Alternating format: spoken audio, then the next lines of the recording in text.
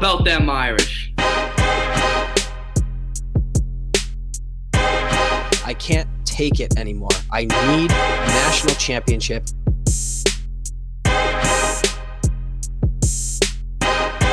This is the Four Horsemen Podcast.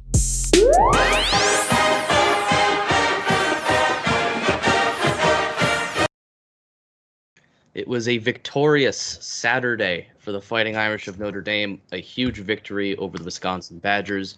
On top of that, 2/3 of the Four Horsemen podcast are now married. You could say it's just been a win-win-win all month. But before we get into it, I'm going to kick it over to my co-host, Mr. Married Steve, to give a word from our sponsor. Yes, indeed. And now that I am married, next step up is kids. And when you have kids, everything costs money. And how do you make more money? By getting a better job and making your money work for you. That's what we are doing with Dwindle. Dwindle is the first job board aimed at helping to solve student loan debt crisis. Job seekers can sign up for free, get a free resume critique, then start applying to jobs that provide student loan repayment benefits. If you don't have any student loans and you're just looking for an affordable education, Dwindle also helps connect you with jobs that provide tuition assistance and tuition reimbursement. Check them out today at dwindlestudentdebt.com. That's Dwindle, DWINDLE, studentdebt.com, and let them know that the Four Horsemen sent you. Well, what can we say, Steve? That's got to be one of, if not the most satisfying victories I think we've had in a while. I agree in a lot of ways. I also disagree in a lot of ways. And that obviously comes at the offensive woes, and some of that was Jack Cohn getting injured, but honestly the offense was functional. It was equally as functional with Cohn out than when he was in. And I don't know if that's cause for concern that, the first, the top tier offense, the starting offense, as it stands, is performing at a equal level to a backup, or maybe it's the backups playing at an equal level to a starter. Right. And we clearly have issues on offense right now, and we're going to diagnose those. We're going to walk through it. So in the offensive side of the field, it just there's plenty to be satisfied and excited about, and we'll break that down. But simultaneously, we know we are capable of significantly more, and right now it's just not coming to fruition. And I don't think that it's going to bite us in the ass currently in terms of the offensive woes. I think that we have enough mojo to get us through this season at a 10+ win clip. I'm still hopeful of 12+ wins. But dang, man, so the offense is kind of just a bummer. However, the defense and special teams was outrageous. They were phenomenal. They were absolutely incredible. Like that was probably the most fun I've ever had on the defensive side of the ball watching a Notre Dame football game. It was, the last 5 minutes of that game were an absolute party, right? It was pretty much in the bag, and then it was just like one after another of just sealing it. Signed, sealed, delivered, like we're good. So, that's my initial statement. if I'm able to get the press release out. Thank you everyone for listening back again to my ugly, nasally voice after I came back from my wedding last week. So, Dylan, your thoughts on the game, the whole nine. Let's hear them. Yeah, what I think was so satisfying about it was just being the underdog and being that 6.5 point underdog to win that game. The way it ended, the fact that Rocket Ishmael was on Fox pregame, and then Chris Tyree kind of does an homage to him with the kick return. Yeah. It's the overrated chants that were hilariously silenced by the end of the game. It was just a satisfying victory on national stage to prove that we are still once again in a tier above everybody. And we were talking for weeks now how the defense was so close to getting it all right. There was just something here or there. missed tackle, gelling, whether it be approach. There was just something that needed to click, and it did, right? The offense did what the offense did, but the defense won the game. They held the Wisconsin team to under 100 yards, which I don't know how frequently that happens because Wisconsin is a power run football team. They live and die by it. So to do that after coming off of, Florida State and Toledo and even Purdue, we gave up a lot of running yards. It shows that when we want to be, we can shut down the run like we did against Etienne, of course, last year. And I like that because what that means is if Notre Dame identifies as your run game is the only thing that could beat them, they can and will stop you. But if it isn't, Notre Dame is committed to taking away the pass. And I think we've seen that against Purdue. And we basically dared Mertz to throw it, and he couldn't. Which to me is signs of a more explosive and deadly offense that can be as stingy and even more high impact when it comes to turnovers. With the offense, you're saying there's a lot of bummers there. It feels like a lot of the same thing. There's one thing that needs to click for this to be the explosive offense we saw from week 1 throughout the year, right? I do believe that Notre Dame could be a top 10 offense this year. The problem is with the defense, I knew those issues were fixable because Marcus Freeman is a good coach and we have elite players on defense. I don't know if the offensive issue is fixable, and that, of course, being the offensive line. So if the offensive line holds, Notre Dame, I believe, can be a top 10 offense. It is not even coming close to that, and we haven't seen the improvement we need to see. And I think that's where I kind of want to take this discussion. How scared are you of the offensive line, and who's to blame for it? I feel like it's got to be Quinn at this point, right? Because we've seen plug-in placement every single year for going on 7-8 years now where we've had like top-tier offensive line with regularity. Just think of the guys who just graduated.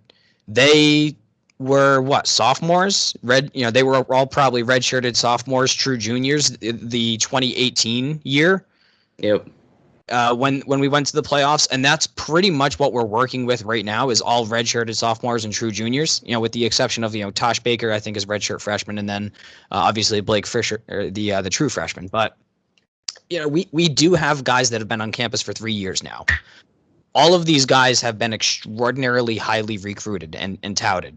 We're talking 0.94, 0.95. Like these are very high 4-star, if not borderline 5-star guys we've been cultivating and recruiting.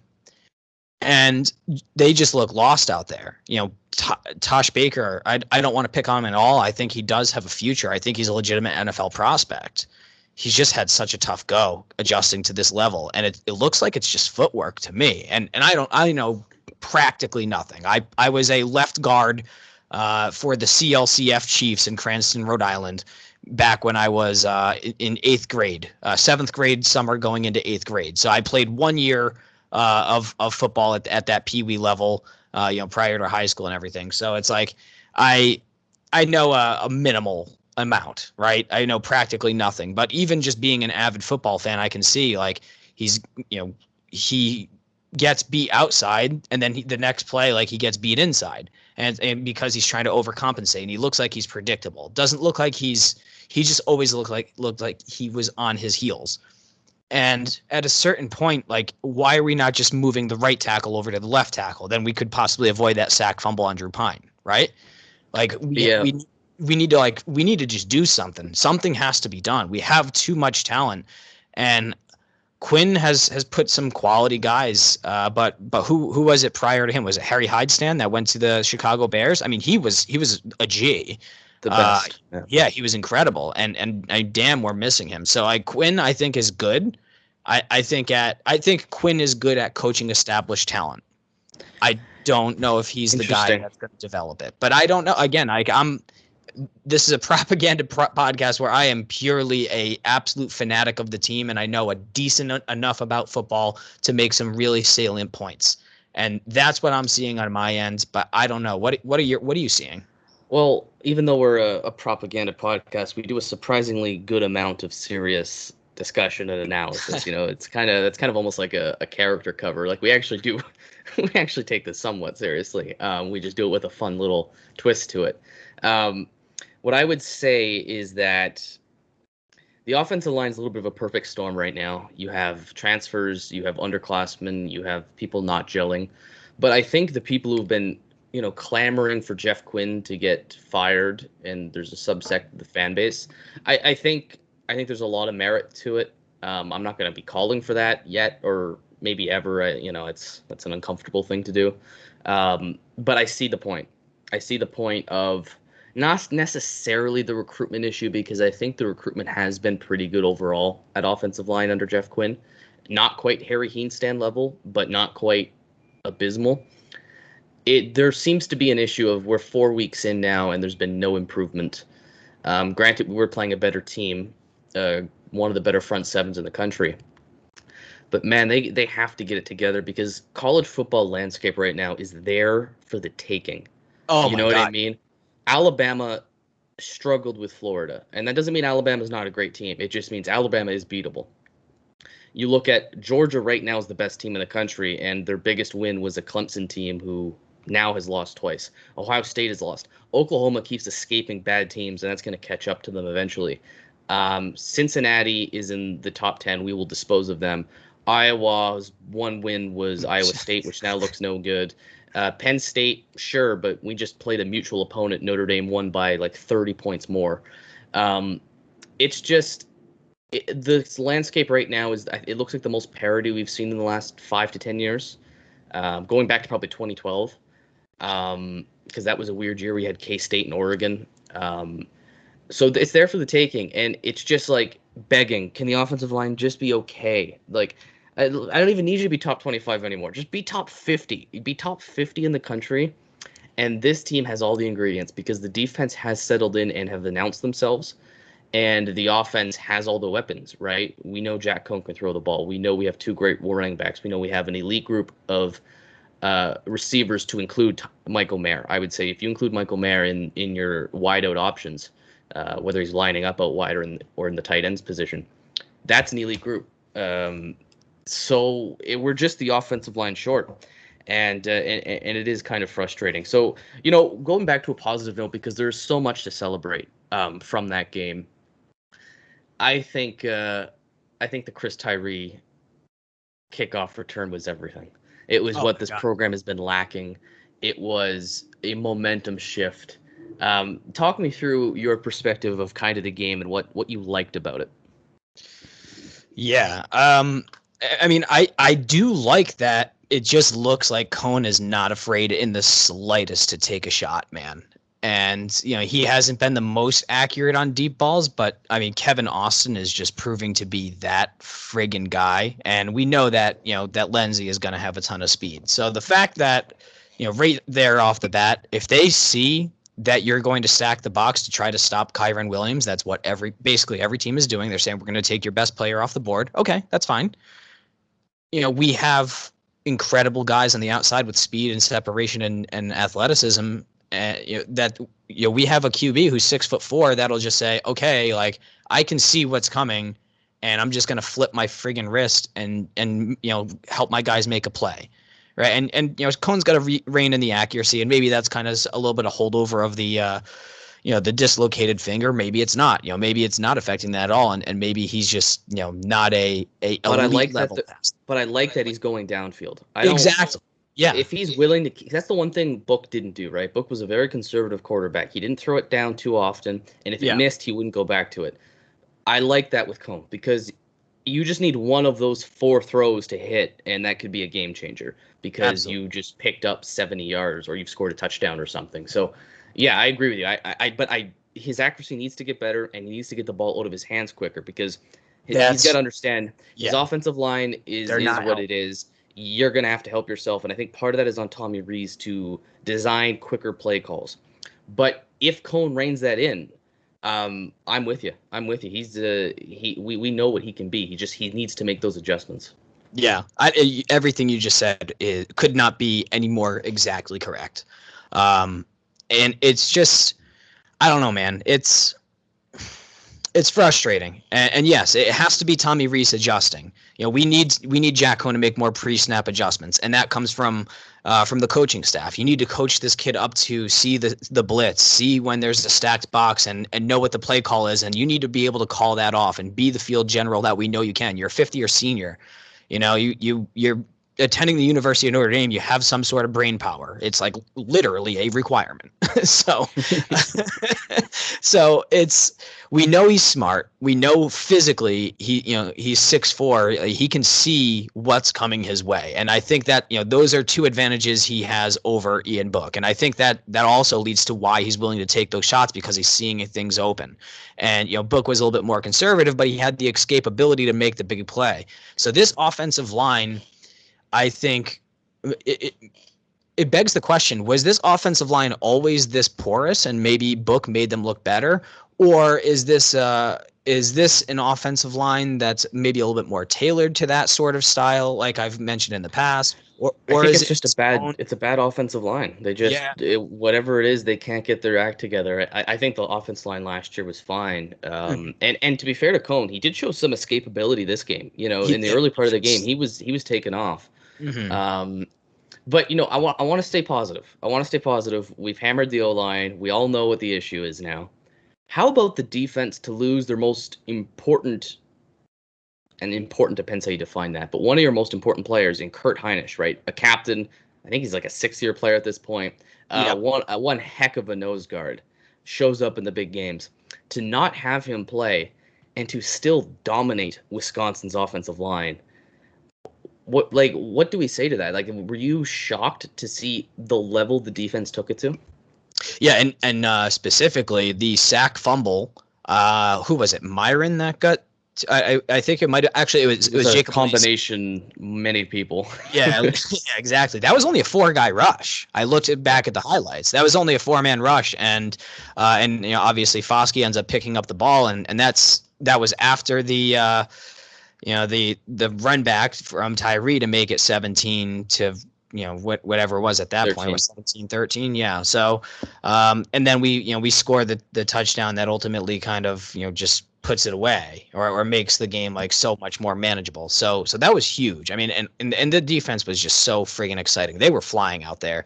Cam Hart, Coach Kelly had the speech you have to just put you were a little aggressive. You tried to get a competitive advantage. You got called for it. Okay, put that out of your mind. Make the next play. They try the same shit. Cam Hart jumps the route, makes an incredible interception. I want to talk about Cam Hart for a second. I know we're going to get to him later. We need to understand the context here. This is a wide receiver convert last year who didn't get to play. 3-star kid, right? The credit on this young man and also Marcus Freeman to identify early, even though they were going after Caleb Evans, they knew that Cam Hart was going to take over for Tariq Bracy in a sense. Clarence Lewis was going to move to the field. Bracy would go basically the slot, so he'd play every other kind of down. And Cam Hart would become your second corner. And then after 2 weeks, Marcus Freeman is so impressed with him, he makes him the field corner. So Cam Hart is now the guy who is shutting down the majority of the field. And for that man to have had such a great start to the season, to have 2 phenomenal interceptions, neither of those are easy picks. He's been a revelation. And I think he deserves due credit there. And I think Freeman deserves the credit for identifying the talent and for having the guts to put him in those positions to succeed. Yeah. I mean, damn, and the mentality and that's pretty much the mentality that all defensive backs have to have, because inherently the game is designed for you to just get burned and embarrassed, right? So those guys have to have a goldfish memory like myself, and he just showed resilience. He just showed that attitude of I'm gonna get mine. Just because these refs are fast and loose with the flags, whether it was PI or not, he's still willing to go back and get and make those plays and get dirty and get his body on a body and jump those routes and be aggressive, and that mentality of a secondary can really, really help give confidence to a front seven of the guys in the back are going to make the QB think an extra second longer. Let's pin our ears back. Let's go get them. And so Graham Mertz, like that guy was in the spin cycle at one point. That guy, it was like Sam Darnold versus the Patriots seeing ghosts. Like he couldn't complete anything. It was all trickeration and everything, and they were barely making plays happen. So like defense was absolutely unbelievable start to finish. I couldn't believe it, and I knew we had this potential all along, and I knew we were going to get there eventually because we've been trending this way for about 4 years now, and it just seems like it's coming to fruition, and it gives me hope. Just closing little dialogue here. It just gives me hope that you see how screwed up the field of college football is right now. As you've mentioned, Alabama, this is the most vulnerable Alabama is going to be for the next 5 years. Georgia has a suspect offense. Yeah, they put up 62 points against, I don't know, like the school of the blind. Those are your two teams at the top right now. I think that Oregon is a little bit more of a paper tiger. Because I think that Ohio State was a paper tiger. So like there's just like it's there. There are two teams who are genuinely there's two teams who are genuinely top 4 caliber right now, and the rest is open. Exactly. It's whoever can get in. Like this could be the year a group of 5 team gets in. Like Ohio State has a loss. They have to run the table. And I don't know if they will. State and Michigan. They have to play Penn State, and Penn State's got to play Michigan, and Michigan's got to play both of them and Wisconsin. Like the Big Ten is in trouble already because their one true powerhouse contender is because like you look at Iowa, but yeah, Iowa could lose to Indiana. Like Iowa could lose to Purdue. Like even if Iowa takes off a top ranked team, they could lose to an unranked team. Like there's a lot of susceptibility to weaker losses in the Big Ten. You look, the ACC's done. We're 4 weeks in. The ACC is officially over. Like we thought Clemson was out after week 1. They lost to North Carolina State in overtime. They're out. This is the first year since the first season of it that Clemson will not be in the playoff. You look down in the SEC, right? Florida's got a loss, and they're going to play Georgia.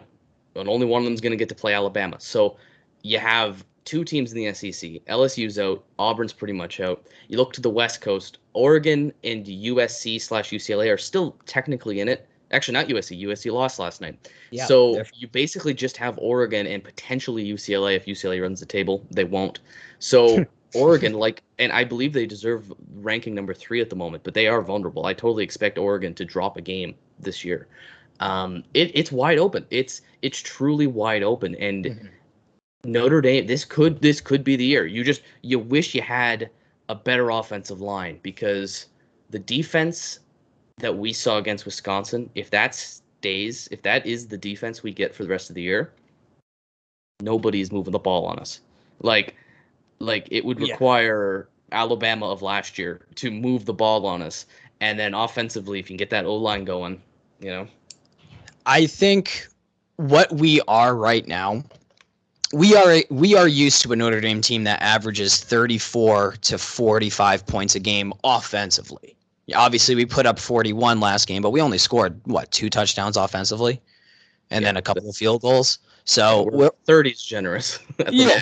Yeah. So we're used to seeing 30 to 45 points, give or take, with the offense over the last couple of years because it was building up towards that playoff caliber offense. The defense was also kind of in swing. Like sometimes the defense would be unbelievable. Sometimes they would, there was room for, hey, if we're going to compete at the next level, you need to lock these certain things down. Secondary is kind of like the main thing that was holding us back. It looks like we have everything figured out on the defensive side of the football, where this defense looks like it can hold in check in Alabama, especially at Georgia. I just don't see Georgia's offense as particularly fantastic. I think they're going to be very good, but not off the charts. So if our defense can just play this style of football, offense, if we average 27 points a game, that's doable with this offense. That's what is driving me insane. Is like just try to get close to 30 points a game, and you are you're not a playoff contender. You are a national championship contender. If we average 30 points a game on offense, we are getting past the first round. That's how open college football is this year. And a playoff win. I would say like in recent history, 30 points a game isn't enough, especially last year. But you are right where the field is so open at the moment that you can get by with a little bit of a weaker offense. But that we could do better. You know what I mean? You're asking for 30. I think we could do 40. Oh, it's just on absolutely. The O-line, right? That's the one thing holding them back. And you know what would be great is if Notre Dame runs the table. Georgia and Alabama have to play each other. So, yeah, you would end up probably playing one of them in round one, right? They're probably not going to put them 1-4 unless Alabama loses and then only one if that's a tight game, let's assume that they both go undefeated in the regular season, or do they play each other in regular season? No, they don't. They don't. Okay, so it would be the SEC championship game. So let's say both are 12-0. Then let's say you have a tight game in the SEC championship. Let's say it's 24-23. Mm-hmm. I think the media gives them 1-2. Oh yeah, that's what but if we're 3 or 4, we're getting one of them is my concern. The best case scenario would be one of them picks up a loss and the other one knocks them out. Yeah, so let's say you know what? Actually, let's pick Georgia. So let's say Georgia goes undefeated this season. Let's say Alabama drops a game to maybe Ole Miss, right? Let's say maybe they lose to Auburn, maybe lose to LSU, right? Let's say Alabama's coming into that game with one loss and Georgia knocks them out. Well, then you have Georgia 1, Notre Dame 2, and then I don't care who 3 and 4 are. We're gonna win that game. You know what I mean? Because the teams that I'm scared of right now are Alabama and Georgia. I will take Oregon. I will take Oklahoma. Two that I say flat out we lose. Well, at the moment, yes. I mean, if an offensive line picks up, then we're in for a real ball game. But yeah, at the moment, I would say we are comfortably behind those two teams. But, you know, we were talking about this last week. Notre Dame historically plays down to competition and up to competition. And what we saw was Notre Dame coming up, rising to the occasion like they did against Clemson last year, and they beat the team. And look, the scoreline wasn't reflective of the game. We had like a tie game going into the fourth quarter. But Notre Dame did earn that victory. Like you look at so our friend CFB Numbers, Jason, who's been on the show, his model showed that Notre Dame had like a 99% post-game win expectancy based on all the numbers that happened. Like Notre Dame deserved that win. Notre Dame was the better team for the 4 quarters, and it was an earned victory. My concern is that Wisconsin is now 1-2 and they play Michigan. And Wisconsin, by the end of the year, could not be a good win at all. And North Carolina lost again. And USC lost again. And all of a sudden, this murderous schedule, it's just Cincinnati. And sure, Cincinnati could go 11-1, and that'd be fantastic because you'd have like a top 5, top 10 ranked win. But the rest of the schedule has fallen apart, and that makes it hard because it doesn't make it any easier on us. Like we still have to go through that little, race of all those. We got to go through that gauntlet. And even though those teams are picking up losses, to face them all, and they're all good teams, back to back to back to back, is what's challenging. So it's almost like a little reward here for all the work you have to do because none of them are going to be ranked by the end of the year. But Cincinnati is kind of the only hope now, and then hopefully Wisconsin gets their stuff together and beats Michigan. So that's my concern too, is can we drop a game? And it's starting to look like no. Like it's starting to look like if we drop a game, we might be out of it as well, just because of USC and North Carolina. Do you want to get into the 4 horsemen here? Because I'm sure we have a lot of the same overlap here, and there's so many players deserving of it. Yeah, for sure. All right, so the 4 horsemen, let me just pull up these stats here. Of course, I just had it before, and the ESPN app just zeroed out on me, so good radio right now. Well, I'll give you my 4. I didn't even take down any stats or anything. I picked the 4 based off how I kind of felt from the game. So number 1 for me is Cam Hart. No question about it. 2 picks. I thought he was phenomenal all game. He's been phenomenal all season. I think he really deserves it. Second horseman for me, Kevin Austin. What a bounce back game for him. 2 touchdowns, which include the controversial one. I thought he played really well. Number 3 for me, Jason Admiola. What a beast he's become. He just absolutely terrorized Wisconsin. A really underrated player, deserving of shout and deserving of potential NFL draft conversation. I think he's that kind of player. And then number 4, Chris Tyree. I mean, he didn't do anything all game except the one thing that changed the game, and that's deserving of a horseman. So those are my 4. What are yours? Yeah, for sure. So the first, you just have to give a shout out to a kid that steps up to the occasion. And he wasn't the starter, but he came in and he did his job. And that's the essence of the horseman, is doing your job when called upon. And that's going to be Drew Pine. Tyler Buckner is, I think, clearly the future of the program. Pine, he showed fight, he showed grit, and he showed integrity to go out there and give it his all. Right. And that was just fantastic. 6 of 8, not 81 yards, 10.1 yards per attempt, which is really good. And a touchdown, which he threw to Kevin Austin. And that brings us into the second horseman. Kevin Austin was fantastic. I mean, he is a absolute premier wide receiver, and he is what gives me hope that we have something with a QB looking to take shots and a big body, unbelievable receiver, elite guy on the outside, where it gives me hope that we can now challenge those top tier programs if we make a playoff, right? That's how important Kevin Austin is, because we haven't had that. Next up, I love JD Bertrand, but he would be an honorable mention here. Jack Kaiser just having enough of the game. He was just like, enough. I'm done with this bullshit, and just taking that pick all the way back to the house. He also had 6 tackles throughout the day as well, a pass deflection as well. So Jack Kaiser was just kind of all over the field, just like Adam Iola. But yeah, it was just a great performance by him. And the fourth, and this is a shout out to our other co-host who also got married this week. You got to go with Jay Bramblett, man. He had a 72-yard bomb. He had 7 punts that he averaged 46.3 yards per punt. So that's awesome. He had I think at least 3, maybe even 4 of his punts downed inside the 20. So he was pinning them back. That 72-yarder, he pinned them inside their own 10 from behind his own 20. It was just an absolute nuke. And that helped in a game that prior to the fourth quarter was a field position battle. And then, because it was 10-10 heading into the fourth, was it not? Or at the very least, it was the very late third by the time that Wisconsin kind of took the lead. Yeah, because Pine gets hit from behind, fumbles the ball, Wisconsin scores, and then Tyree on the return. Yeah. So Jay Bramblett, what a performance. I want to give an honorable mention to Drew White as well. I thought Drew White played really, really well.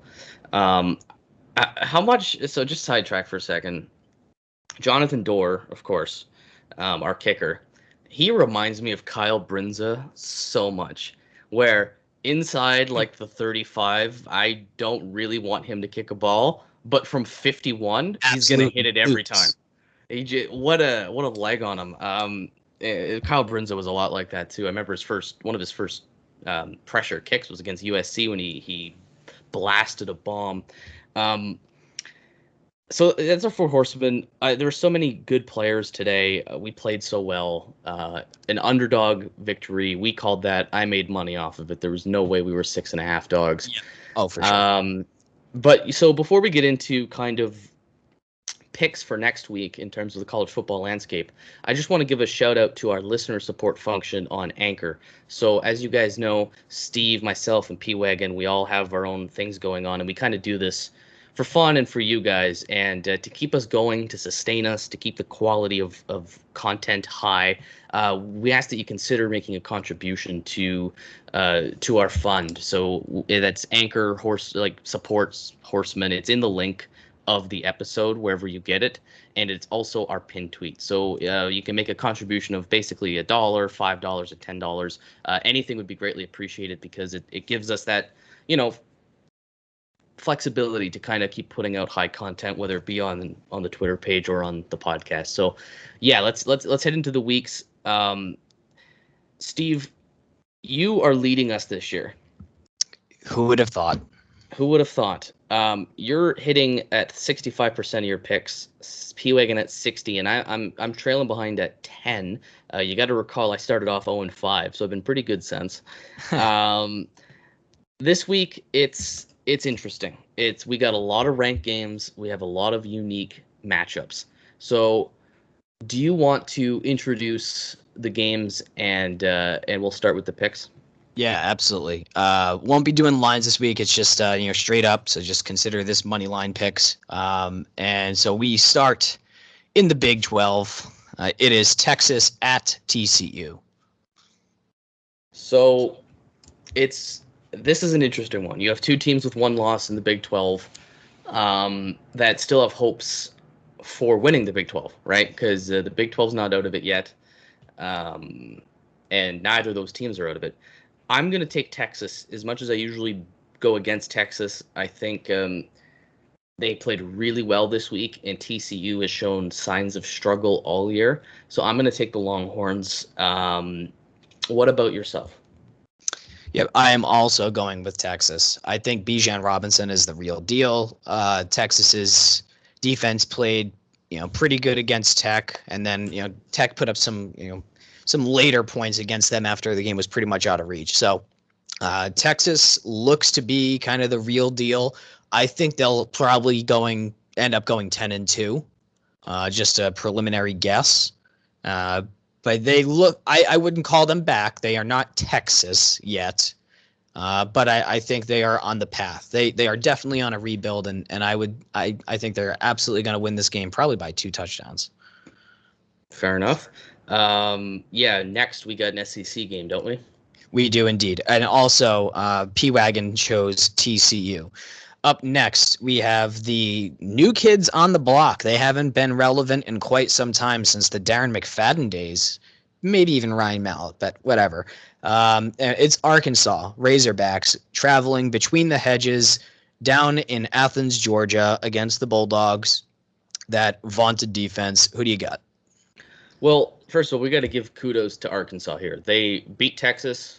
They then beat Texas A&M, and now they're playing Georgia. That is a hellish schedule, especially for a team in the SEC that's not really a powerhouse. I think I've picked against them every time. I really like them. I really admire them. But this Georgia team, until I see any signs of faltering, I'm going to assume Georgia blows out everybody they play. So I'm taking the Bulldogs. Yep, I'm going to ride with you. I don't see any team putting up more than 21 points against Georgia. Even 17 seems like an impossibility. And I just think that their offense, not that they're particularly great, but their defense is just going to give them good field position. They're going to have enough opportunities to just score some dinks and dunks. And maybe Georgia wins this game like 24-10 as an example. But I just definitely see them as far superior. P-Wagon fades us both. He doesn't see it that way. He's going with the Arkansas Razorbacks for the road upset. Now that's going to bring us to the next game. It is in the Big Ten. It is an absolute shit program filled with bigots and idiots that don't know their history or anything about college football. They are insufferable. They are losers, and they have ugly helmets, and they are facing the team that we just beat, which is the Wisconsin Badgers up in Madison. Who do you have, the shitheads or the Badgers? Okay, I'll say this. To be fair to Michigan fans, the bigotry was a long time ago, and in recent history, we haven't really seen that, maybe with the exception of a few fans. Nope. With the platform of El Prez Dave Portnoy from Barstool calling us out on his platform saying, "Oh, Notre Dame joined a conference." It's like, hey, buddy, maybe you might want to know why we didn't join a conference. Like, have a little bit of self-awareness in that regard. So sorry to cut you off there. I just wanted to. I'm doubling down. Screw them. No, we all hate Michigan, and I think Michigan doesn't understand the history. So I think they just hate us because they're jealous that we have been way bigger than them since like the 40s. But like, we hate them for reasons we know and reasons we feel justified in. I would have picked Michigan, and the key word there is would have, until I watched them play Rutgers. And once again, the big Rutgers-Michigan rivalry ends in a tight game. Rutgers arguably kind of should have put that in overtime, and they kind of got a little unlucky. Yeah, it's like 27-20. It was a one-score game that Rutgers could have done a lot better in. And the fact that Michigan had started off so well against really bad competition and then played that way against Rutgers, I'm going Wisconsin. Now, part of that is hopeful thinking, but also Wisconsin's at home. Wisconsin is still a very good football team, and I don't think Michigan is as good as Penn State. And arguably, Wisconsin is kind of better than Penn State. Yeah, I think in 10 games, Wisconsin beats them like 7 times. So I'm taking the Badgers. I think they're going to get it done, and I think Michigan is going to be deflated once again, kind of before October or early October. I do agree with you here. I am going to roll with the Badgers. Not because I'm particularly impressed with them. If Graham Mertz had all of his struggles against the Notre Dame defense, like Notre Dame is a top 10, arguably top 5 defense. I just don't see that Michigan's going to be on that level. So, he's going to be able to have a lot more efficient game passing the ball. And I think that that's going to open up the run for Wisconsin, which obviously is what they want to do. So I think at home, the Badgers are, in fact, going to win this game. And P-Wagon's response to which team do you think is going to win between Michigan and Wisconsin was, quote, unquote, nope. So do with that information what you will. He then said he pleads the fifth, so we're going to take that as Michigan, but he can't bring himself to say it. Steve, how am I supposed to catch up with you if you're picking the same teams as me? This is I call some kind of foul play here. Okay, well, I think we might diverge on the next game. We are headed back to the Big 12, that absolute shit conference, and it is the looking like potentially overrated Oklahoma Sooners on the road at Kansas State. Kansas State is ranked, I'm pretty sure, at this point. They've no, they were, and then they lost to Oklahoma State. Yeah. I actually don't think we're going to diverge here. I'm taking Kansas State outright. Okay. That is a home underdog. Oklahoma has had this coming for them for a few weeks. I'm taking the Wildcats. I'm with you again, and this was not intentional. I just Oklahoma doesn't seem like it's kind of got the grit and that the program needs. So I think that there's going to be a little bit of Wildcat juice at home. P-Wagon agrees with both of us. He's also taking KSU, and then we are going to move on to the only conference right now that's worthwhile, and that is the SEC. It is probably the marquee matchup right now, especially when you're talking Heisman implications of 2 QBs, Bryce Young and with Ole Miss you have Matt Corral, Yes. Corral, yeah, something. He's a good quarterback. Okay, sounds good. So yeah, Ole Miss Rebels on the road to Bryant-Denny down in Tuscaloosa. Who do you have here? So I actually left this one open to make a decision at the very moment you asked me. And what I've come to is that Ole Miss would have won this game if it was at home. But it isn't. It's in Tuscaloosa. Alabama, once again, getting a lucky scheduling break or something goes their way. I don't think Ole Miss can overcome the machine on the road. I'm taking Alabama, but I do have a lot of hope in Matt Corral. Okay. What is the most efficient play to run on offense? Play action pass. But a pass is the answer. But a pass. Correct? But yeah, sorry, I was so doubling down there. More efficient. Yeah.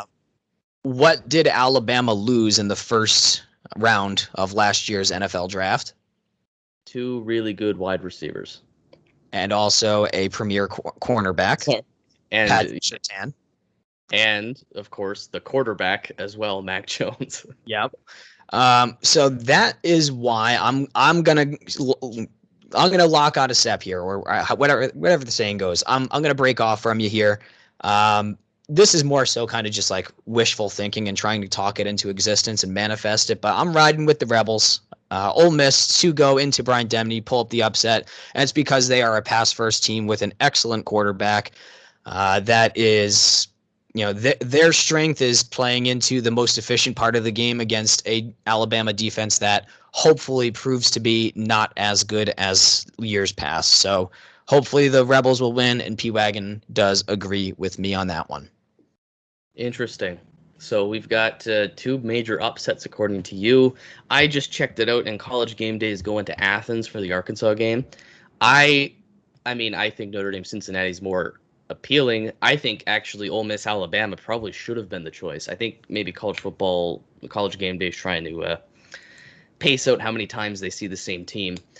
We put out a poll today asking you guys if you feel like this team now, after a big win, is playoff caliber or can be playoff caliber. And we got 50-50 responses.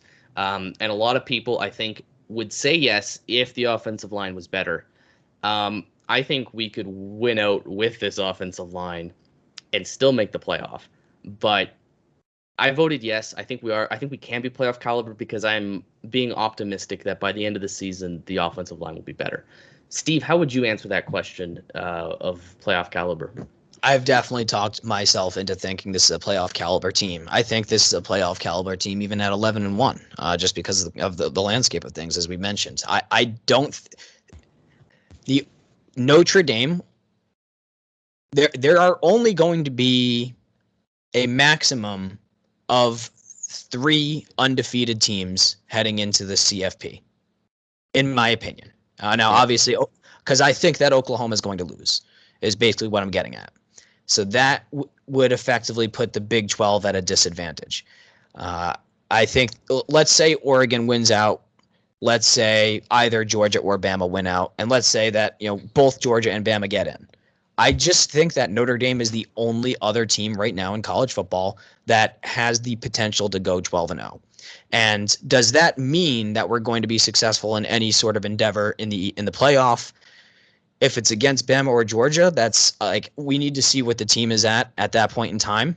I think defensively we can compete in the game. I think offensively we only put up about 10 to 13 points against either of those teams right now. I think it would look very similar to last year's playoff, frankly. And it hurts me to say, right now, we just passed week 4.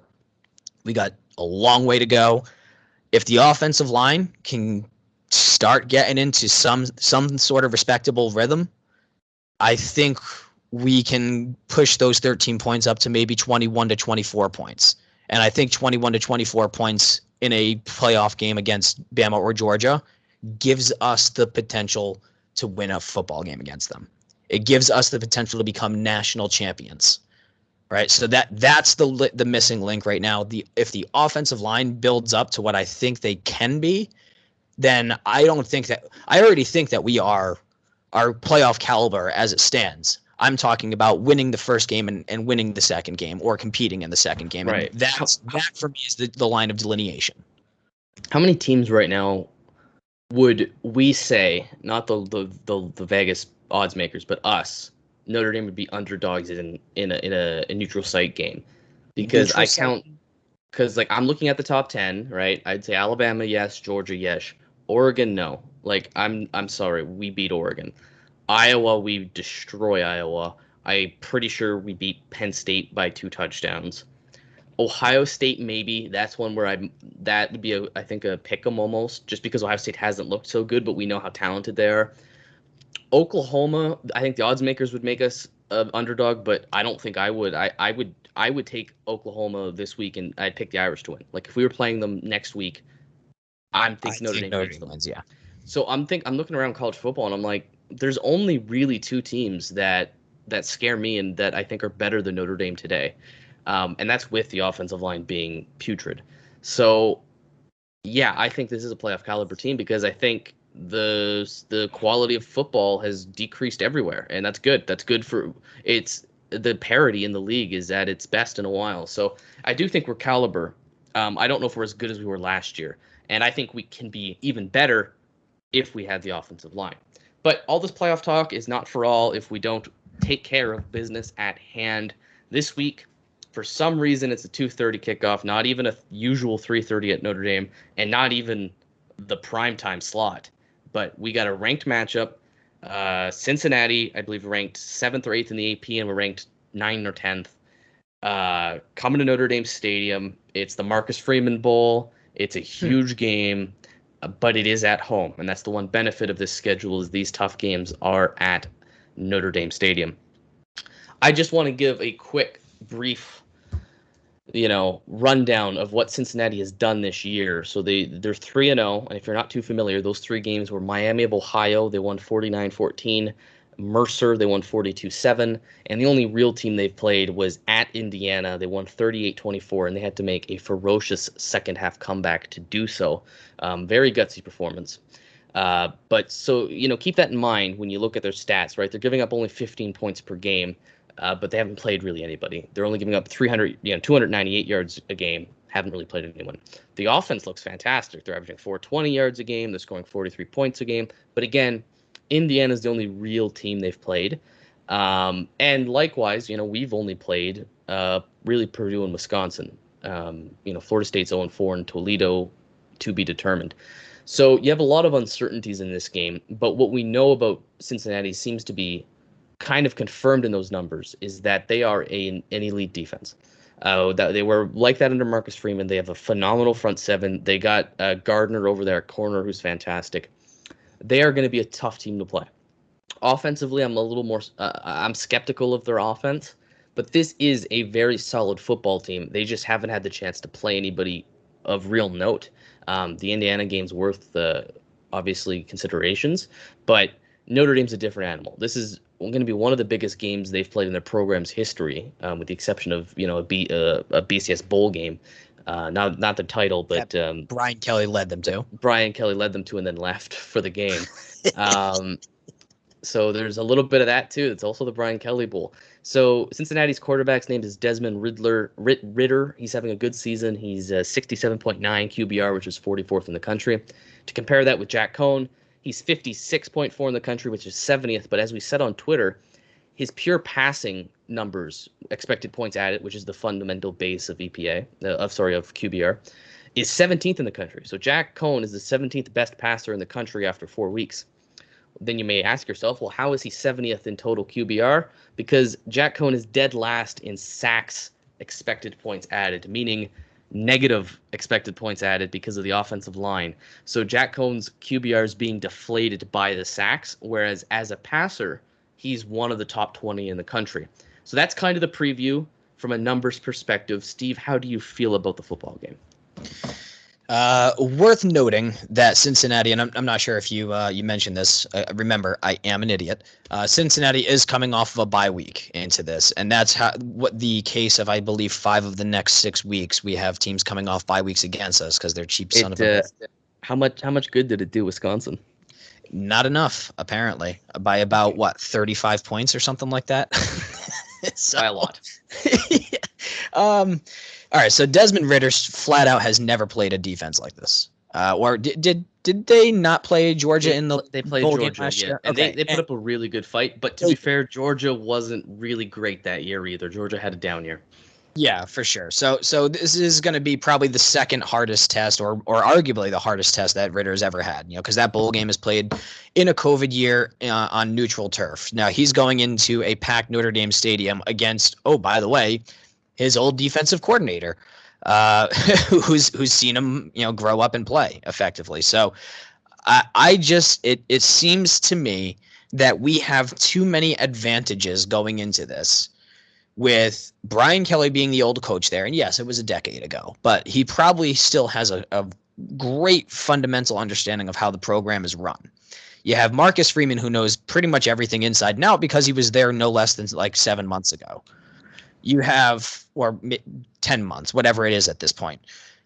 You have a Notre Dame defense that is coming alive right at the right time. And you have an offense which has had 4 opportunities now to really understand what are we, what's our identity, and what can we do to improve ourselves on a week-to-week basis. And shout out to Tommy Rees. He's not flawless in his play calling, but you saw how Notre Dame was very quick to just say, you know what, you're stacking the box, screw it, we're not establishing the run. They only ran, Kyren 9 times for 33 yards or something like that. That's what you got to do to beat Wisconsin. We said that.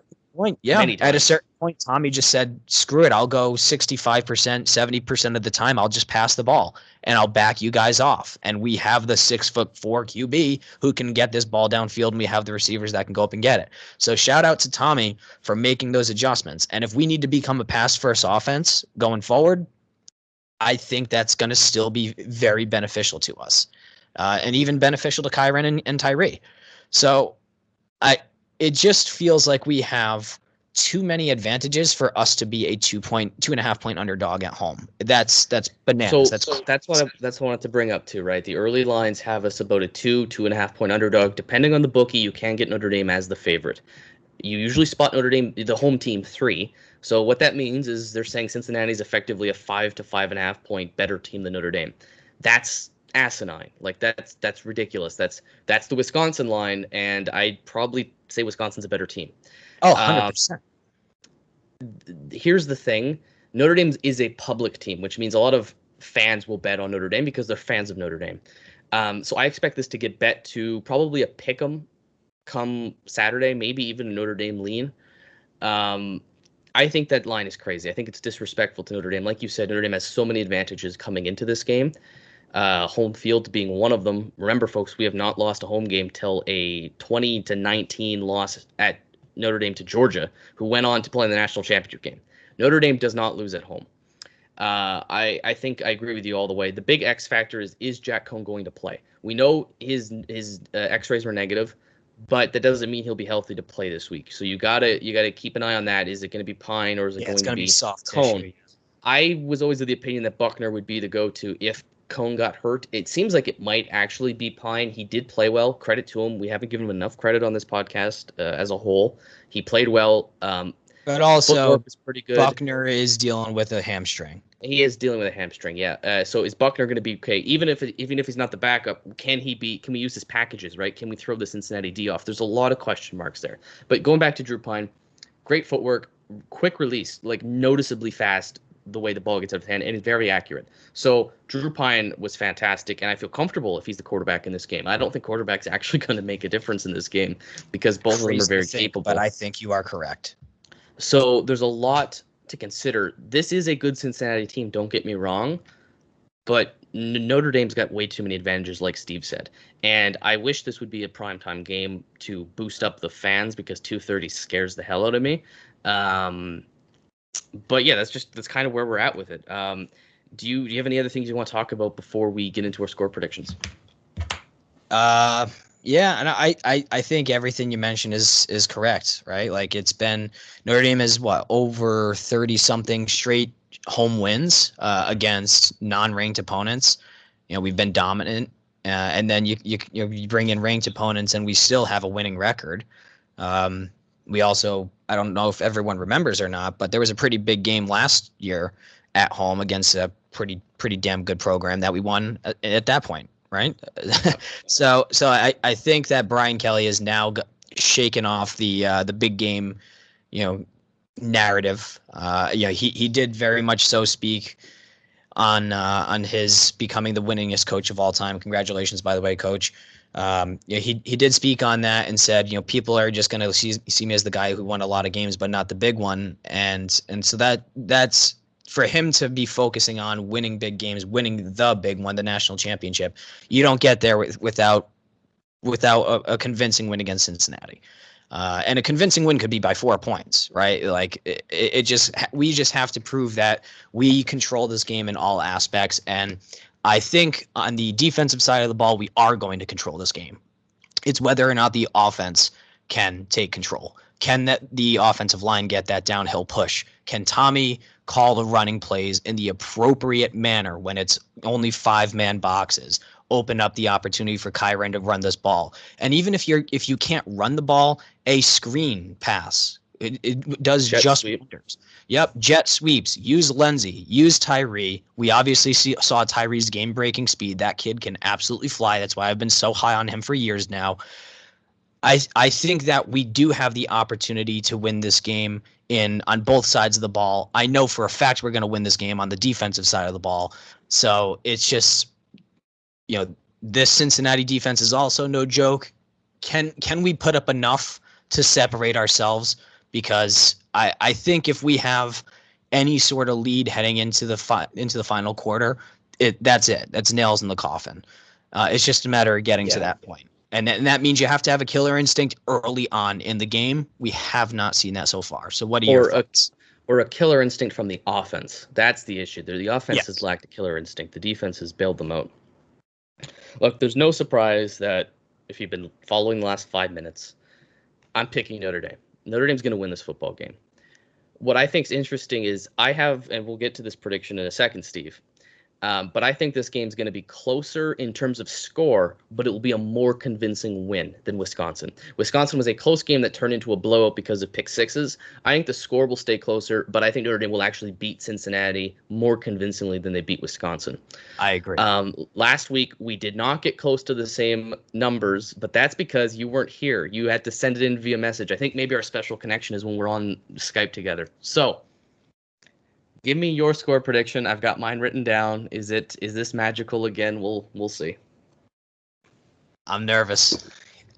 Man. This has been a little bit too scary accurate recently, but I am going with the Notre Dame Fighting Irish to score 31 points in a victory where the opposition, the Cincinnati Bearcats, scored 20 points. 31-20 Notre Dame. I see Dylan is already freaking out. That means I came close. What's the verdict, buddy? You hit my offensive number dead on. I have the Irish scoring 31. We are a little different. I'm a little more optimistic. I think defensively, I have Notre Dame winning 31-10. So we are a little different on the score, but we hit the same offensive number. So where I'm coming from with it is, yes, we're going to struggle, but I think there is going to be improvement, whether that be getting the ball out quicker or whether that be the offensive line improving. I think we'll have a little more offensive success this game, regardless of the quarterback. And then defensively, I'm expecting the same kind of performance, just really, really tight. Yeah, it just makes a lot of sense. And what I will say, and obviously the run game has to, get up to kind of what we'd expect from them, and that all kind of starts with the line.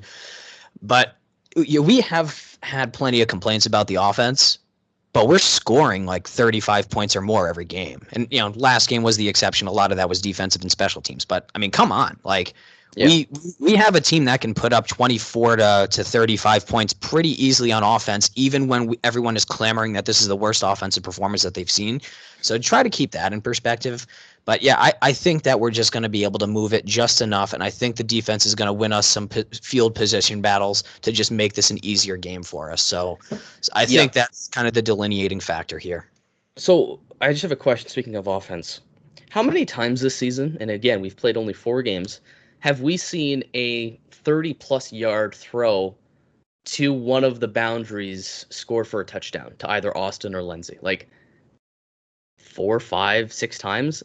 Right? Like, we, despite the offensive struggles, Notre Dame has really executed the long ball to the end zone, right? Kevin Austin has scored a few touchdowns this year on long routes. He's had, 3? Then Joe Wilkins had 1.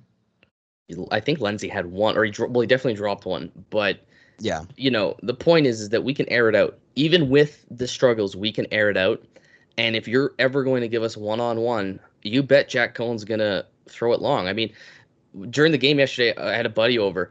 I noticed the 2 safeties crept in, and then there was a play-action pass. Neither safety went back, so you had corners man-on-man with the receivers. And I started screaming at the TV, I did the same thing, go long. You have them. Like, it's one-on-one. You have somebody. And he overthrew Lindsey. But the point was, that play is there. And if Cincinnati is going to stuff the box and not pan out downfield, there's going to be room underneath for Mayer. There's going to be room in the seam for Mayer. There's going to be room for Davis anywhere in the slot, and you'll have both receivers one-on-one, or at least maybe with just one safety. I think there's a lot of opportunity for this offense, even against a good defense like Cincinnati. So, that's it for me. 31-10. You've got this one, 31-20. Let us know at home what you guys think the score will be. Leave us a 5-star review and a nice comment. We do have 2 new married people, so this podcast has changed. We are a family-oriented podcast. I can't even say it with a straight face. It's going to be a big week for the Irish. coming off a huge win. Steve, do you have any kind of last thoughts before we peace out? You can't go 5-0 without beating the shit out of the Cincinnati Bearcats. I don't know. You put me on the spot there. I'm pretty rattled, but nonetheless, Notre Dame is going to win this game. Have some faith. Have some faith that Kelly is going to get his coordinators, his staff, his team, his players to be motivated to play up to their competition. If you do gamble, hammer the Notre Dame money line as much as you possibly can. But gamble responsibly. But responsibly. But gamble your entire life savings on it. And yeah, but for legal liability, don't do that. Okay, just gotta protect yourselves. Gamble your entire life savings responsibly. Is that allowed? No, not really. But point is taken. Just be smart about it. But throw in what you can afford to lose. But I don't see that as a losing bet because we are going to win this game because we are the Fighting Irish of Notre Dame. I have something funny to tell you. Had Wisconsin beat us in a tight game, I would have come on this show and said, well, good teams win, but great teams cover. And Notre Dame would have covered, let's say they lose by 3. Yeah. That saying doesn't apply, obviously, when you're the underdog. But I think the mentality here of beat Cincinnati by more than a touchdown to show you are a great team. And that's what both Steve and I have for this game. Maybe we're being a little optimistic, but I think the Notre Dame defense is coming along, and I don't think Cincinnati is quite what people think they are. So that's it from us at the Four Horsemen Podcast. We look forward to having you next week. And in the meantime, go Irish. Go Irish.